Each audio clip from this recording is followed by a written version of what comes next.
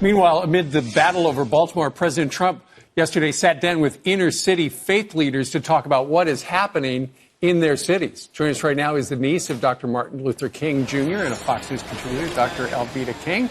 She was there for that meeting at the White House. Dr. King, good morning to you. Good morning, and our prayers for those who have lost loved ones in California as well. Good morning, Steve. Indeed. Alveda, good morning to you. Yeah. What can you tell us about the meeting with the president? Because yesterday some suggested it was damage control after the back and forth with Congressman Cummings and then with Al Sharpton because it wasn't on the schedule, but you say it was scheduled for quite a while. The meeting had been scheduled for several days, and it was long before the tweet battle that's going on. And we were invited to continue our discussions with the president and to have an update and report about some things that have been happening. Many of the leaders, the African-American leaders and pastors, have met with the president before, and we were concerned almost mutually about the sanctity of life and ending abortion and all of that, because we feel that there's a correlation between not caring for the babies in the womb, and then your community, your individuals, and everything will suffer. I'm over at Civil Rights for the Unborn, and that's my message. Now, different ones of us were concerned about different things, but then collectively we agreed. The president spent a long time with us, and the meeting was not a photo op. And Dr. King, did the topic of Baltimore and what to do about a lot of the areas like that have had a lot of problems, did that come up?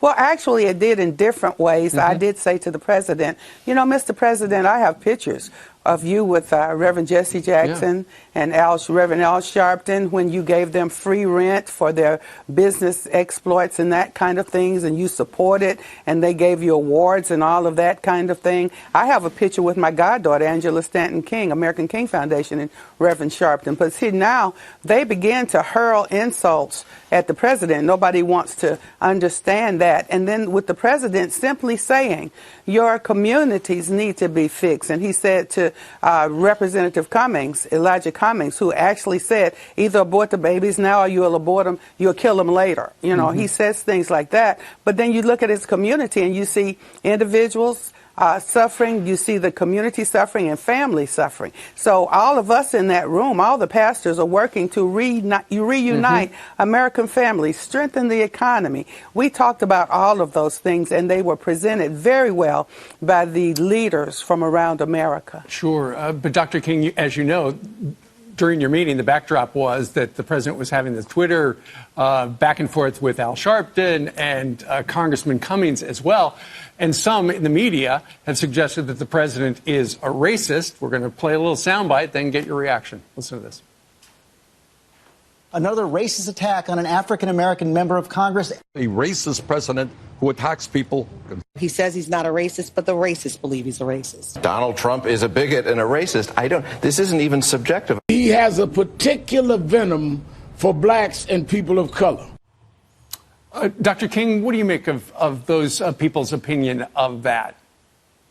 All of that news is absolutely fake. Even, for instance, the president did mention, we were talking about Frederick Douglass, the Douglass Leadership Institute and everything, and President Trump's support for all the work that Frederick Douglass did. He went on to just remind us that he cares about all Americans. We all believe the same. That's something the president has said. One race, one human race. So he's not a racist.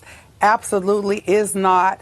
And the programs that he has moved forward, the higher job market is helping African Americans. The criminal justice reform, helping African Americans. Yeah. All right. Dr. Alveda King, we thank you very much for joining us today and sharing your recollections of your meeting yesterday with the president. Thank you, ma'am. Thank you.